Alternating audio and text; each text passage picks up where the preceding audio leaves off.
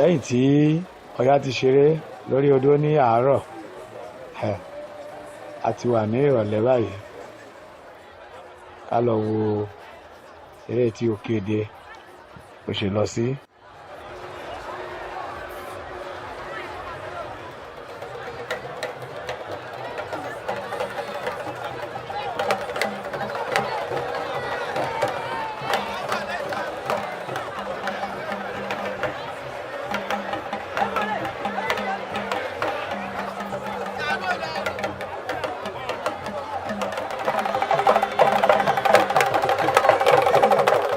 Ìyá kékeré òun ló máa kọ́ ṣeré ìrọ̀lẹ́ yìí.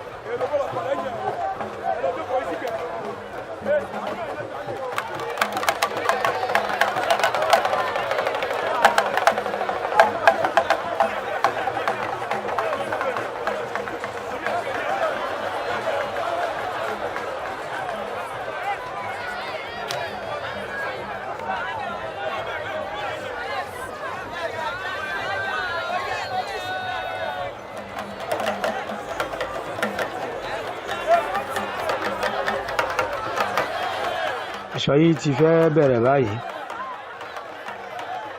Ọya ti ń pa aṣọ pọ̀, ìyẹn Ọya kékeré.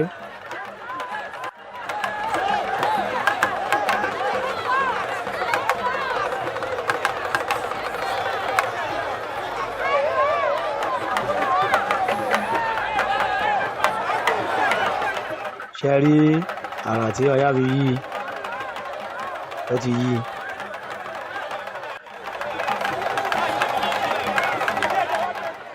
Ọya ló ń ti wà lórí ìdọ̀bálẹ̀ yìí.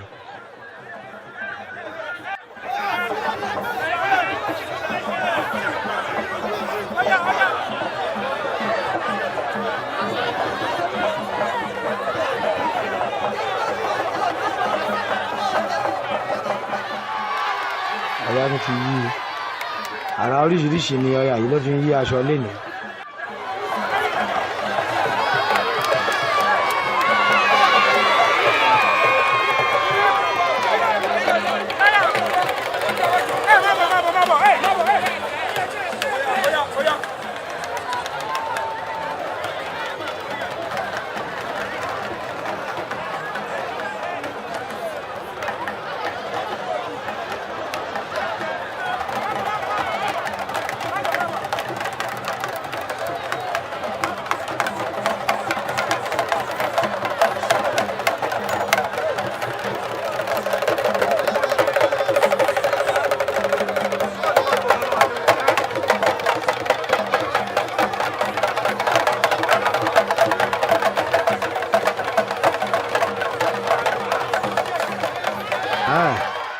Ọya ló ti bá alágbára tún gbélé yìí.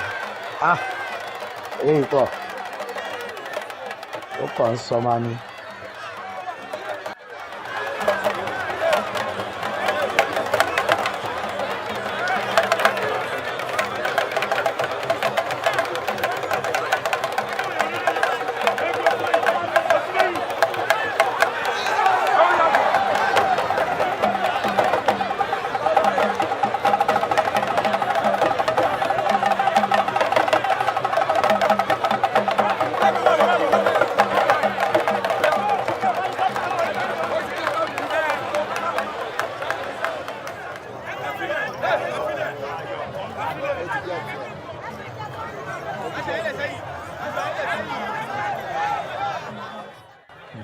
Oníkẹ̀kẹ́ ni Ọya tún yí.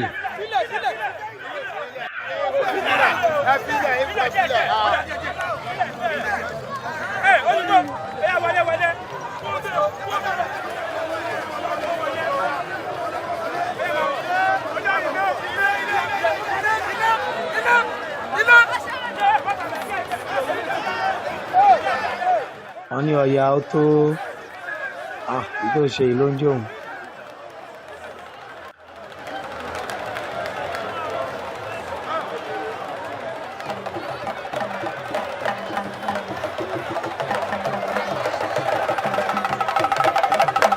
Ọya àgbà ló ti jáde padà síta yìí. Ẹ̀yà ń bẹ̀, Ọya ń bọ̀, olórí dorí ẹ̀ mú, idà ń jò wèrè.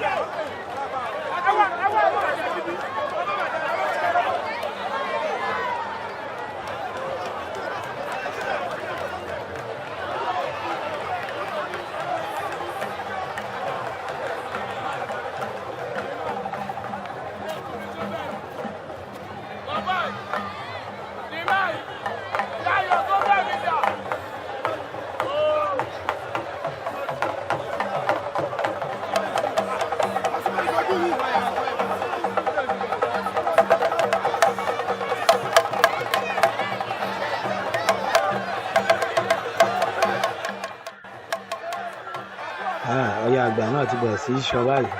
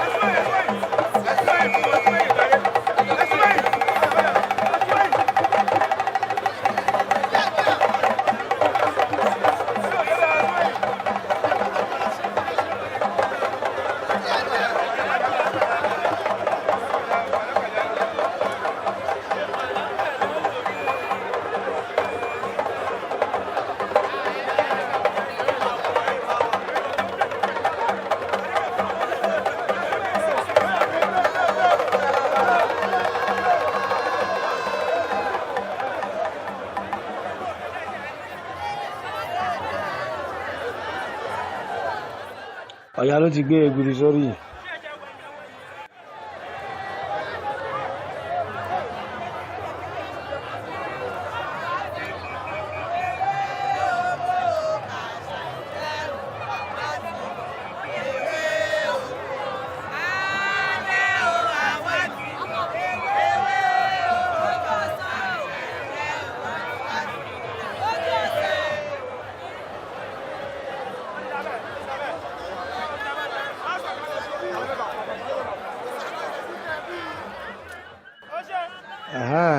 Ọya dolú ó mà kú ewu náà kì í pàwòdì àwòdì ó kú ewu. Ọya ló ti di alábala yìí, gbogbo ọ̀dẹ̀ ìlú Ọ̀tà ẹ kú ewu náà kì í pàwòdì àwòdì ó kú ewu.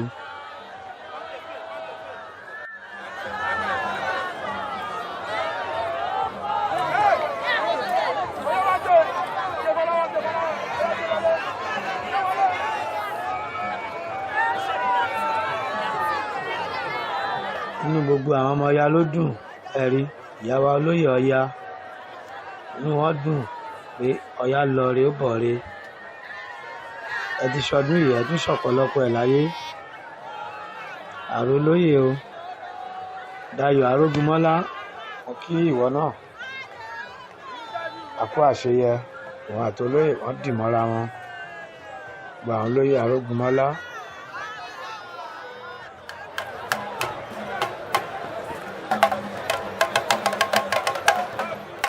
Lẹ́yìn tí Ọya di alábala, òun ló jó bàtà yìí.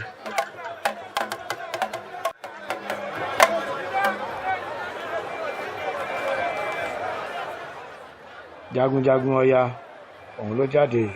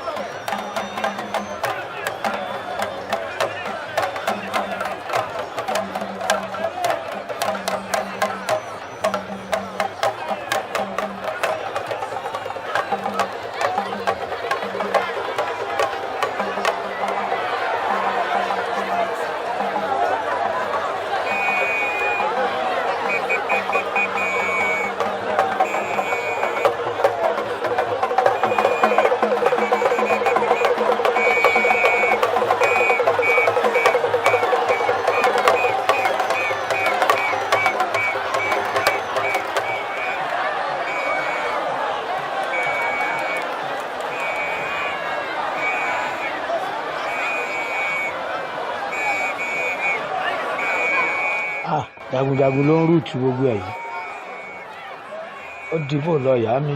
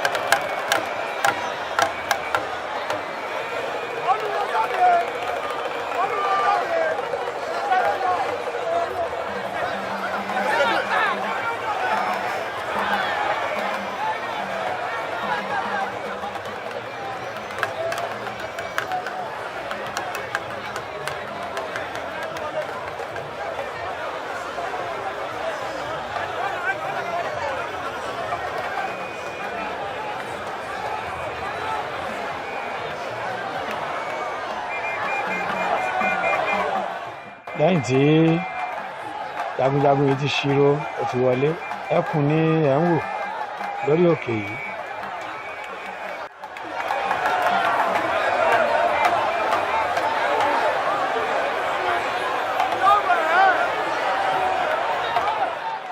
Orí òkè ìgbàlẹ̀ ó gbàbẹ̀ náwó sí orí òkè ibi tí ère ẹ̀gẹ́ wà. Sọ́rí tó bẹ̀ ló wà yìí.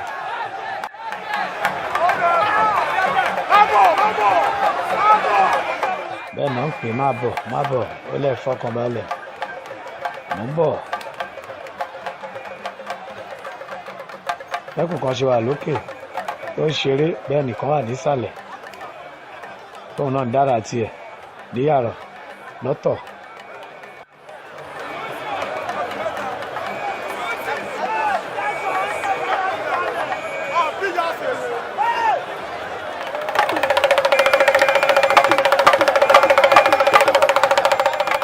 Ṣé rí pé ẹkùn tó wà lókè yìí òun ló ti ń bọ́lẹ̀ bọ̀ yìí. Ṣé ẹ̀ ń wo bó ṣe ń lọ? Ẹ wòran ó tún ta mọ́ òpó náà. Ṣé ẹ mọ ibi tó ti ń bọ̀? Látòrí páànù ojú Ṣàngó.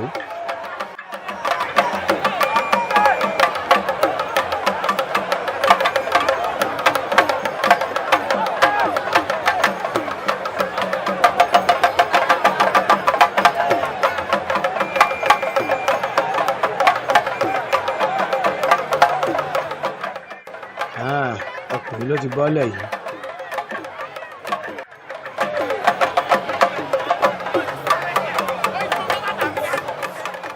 Ààyè bọ́lẹ̀ ó bí aré, ọkùnrin bọ́lẹ̀ ó bẹ́ sínú eré ni o. Jẹ́ ká bóyá dára wọn àti ìkejì ẹ̀ tẹ́lẹ̀ wọ́n ti ń dì mọ́ra wọn.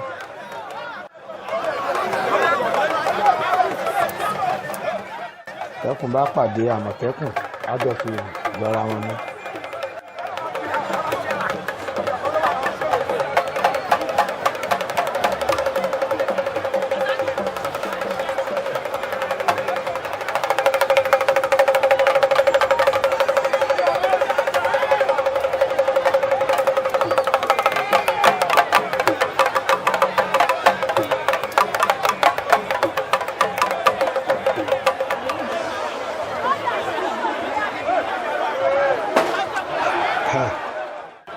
Ó ti ń di gòbé o. Ṣé mọ̀ pé ní àmọ́dé wá sí pamọ́ final saga aláwa yìí. Ṣé rí pé oníkàgbé ti ń gbé ṣíà wọ́n ti fi ń borí.